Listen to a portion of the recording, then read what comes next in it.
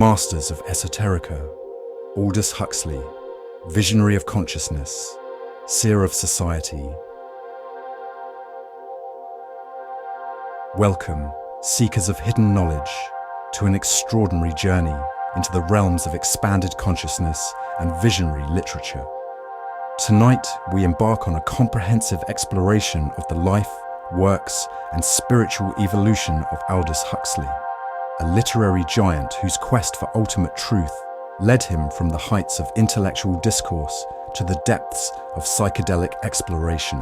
Prepare for a voyage that will traverse the landscapes of 20th century thought, from the satirical to the mystical, from dystopian warnings to utopian dreams. Our story begins on July 26, 1894, in Surrey, England. Aldous Leonard Huxley enters a world on the brink of transformation, born into a family that stands at the intersection of science and literature. His grandfather, T.H. Huxley, was a renowned biologist known as Darwin's bulldog for his advocacy of evolutionary theory. His mother, Julia Arnold, came from a family of prominent intellectuals and educators. Young Aldous showed early signs of brilliance, devouring books and engaging in intellectual discourse from a tender age. The Huxley household was a crucible of ideas, where discussions of science, philosophy, and literature were as common as afternoon tea. However, fate had a crucial intervention planned for young Huxley. At the age of 16, a severe eye infection known as keratitis punctata left him nearly blind for 2 years. This period of darkness would prove transformative, forever altering his perception of the world and setting him on a path of inner exploration. Imagine, dear listeners, the impact of such an experience on a bright young mind.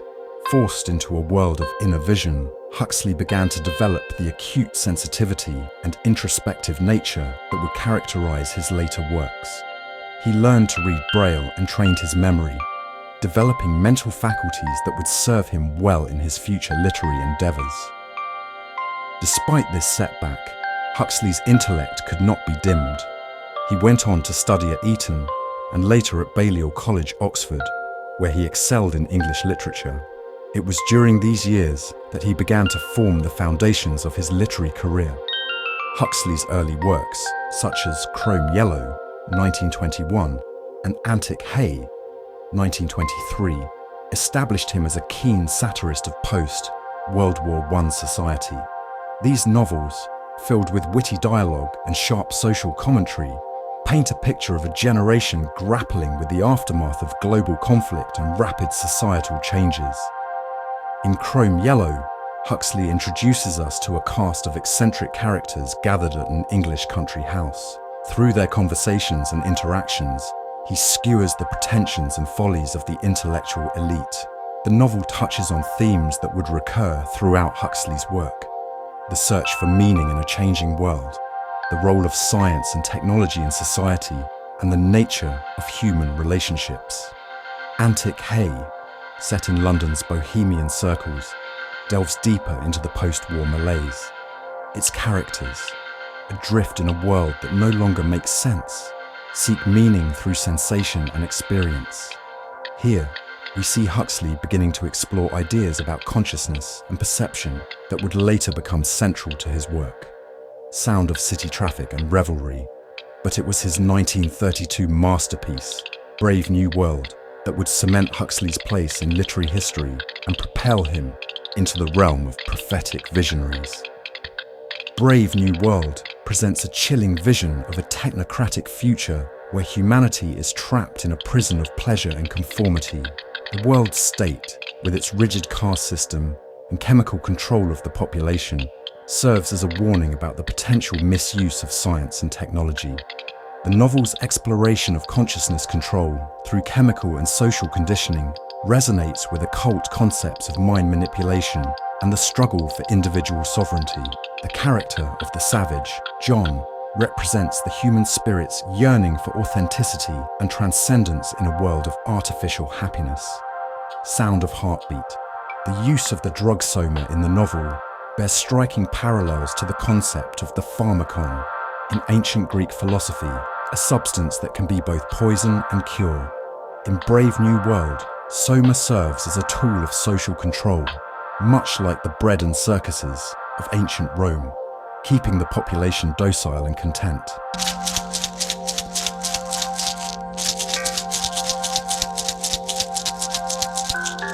The novel's critique of mass production extends to human reproduction, with natural birth replaced by artificial decanting. This can be seen as a twisted version of alchemical creation, where the natural, sacred process of birth is usurped by technology. But Huxley's own journey was just beginning. In 1938, he left England for California, a move that would profoundly impact his spiritual and intellectual development. It was in the sun-drenched landscapes of Southern California that Huxley's interest in mysticism and altered states of consciousness began to flourish. The American West, with its mix of Hollywood glamour and spiritual seekers, provided fertile ground for Huxley's evolving worldview.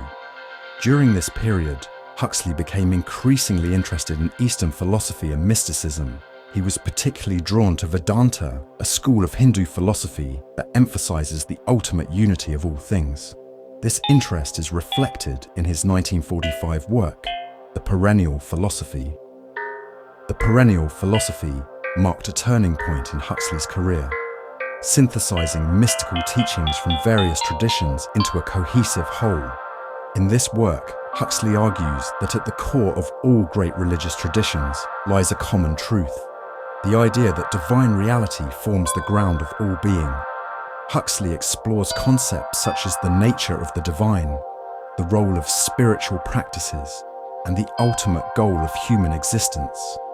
He draws parallels between Christian mystics, Sufi saints, Buddhist monks, and Hindu yogis, revealing a universal core of spiritual wisdom. The book touches on esoteric concepts such as the philosopher's stone of alchemy, which Huxley equates with the realization of divine reality.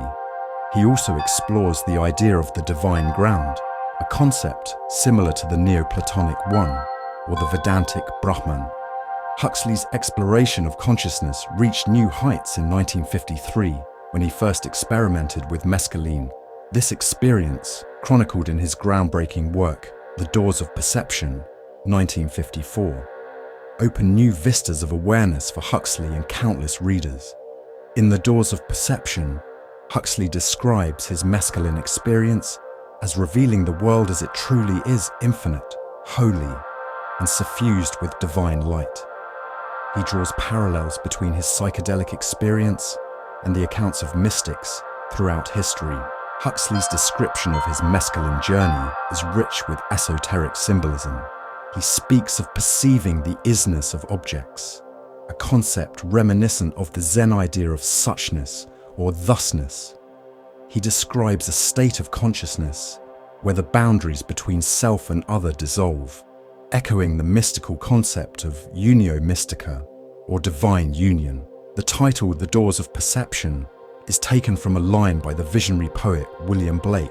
If the doors of perception were cleansed, everything would appear to man as it is, infinite. This connection to Blake underscores the link between psychedelic experiences and visionary states achieved through other means. Sound of a door creaking open. In the follow-up work, Heaven and Hell, 1956, Huxley further explores the realms of visionary experience. He draws connections between psychedelic states, mystical experiences, and the visionary art of figures like Blake and the Buddhist tantric traditions.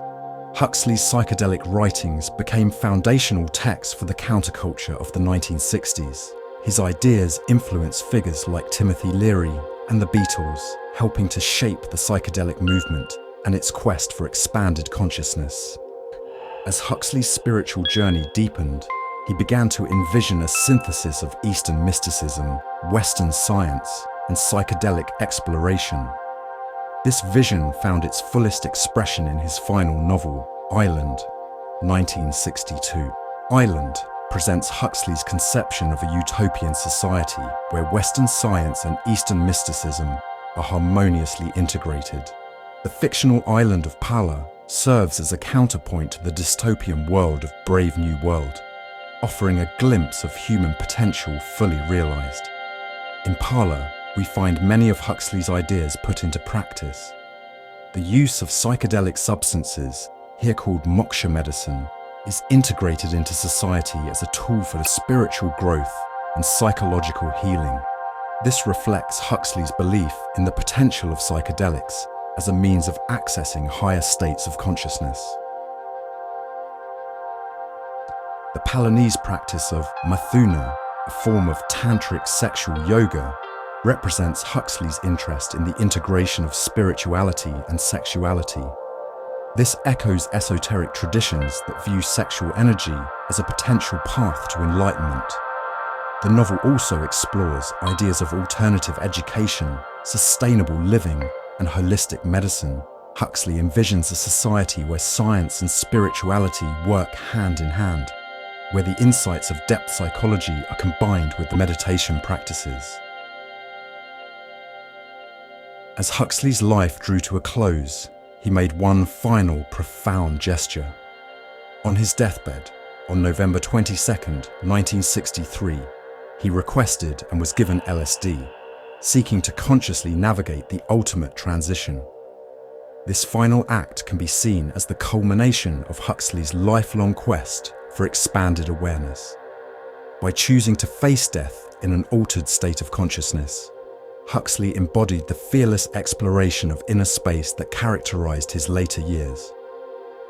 Aldous Huxley's legacy is that of a true visionary, a bridge between the intellectual and the mystical, the scientific and the spiritual. His evolution from satirist to spiritual seeker mirrors the journey of the 20th century itself, from the disillusionment of the post-war years to the spiritual seeking of the 1960s. Huxley's works continue to inspire seekers of truth, challenging us to look beyond the veil of ordinary perception and explore the vast frontiers of consciousness. His ideas have influenced fields as diverse as psychology, philosophy, and religious studies.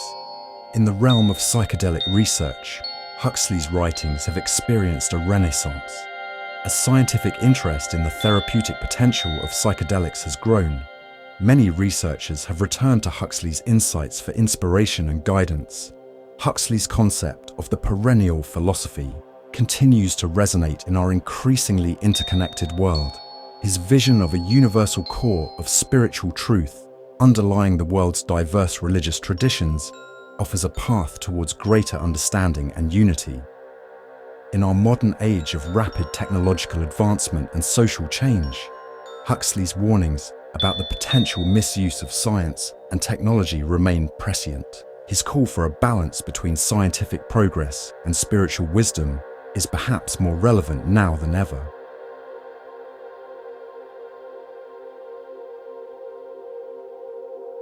As we conclude, dear listeners, consider how Aldous Huxley's journey from satirist to visionary mirrors our own potential for growth and transformation.